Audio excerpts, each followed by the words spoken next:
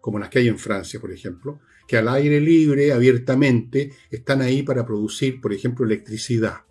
Son una instalación civil que produce electricidad. Otras centrales producen isótopos para temas médicos. Son civiles y están a la vista, no están escondidas. No usan uranio enriquecido del 60 o más por ciento. No usan uranio, en primer lugar, se usa plutonio, normalmente polonio, otras cosas. No eran centrales nucleares en ese sentido, eran otra cosa. Son instalaciones nucleares para producir bombas, porque no hay otra explicación para el enriquecimiento del 60% más que para producir bombas, señor Boric. No para producir electricidad, no para producir isótopos, no, para producir bombas. Fábrica de bombas, en otras palabras. No una inocente central nuclear. Error.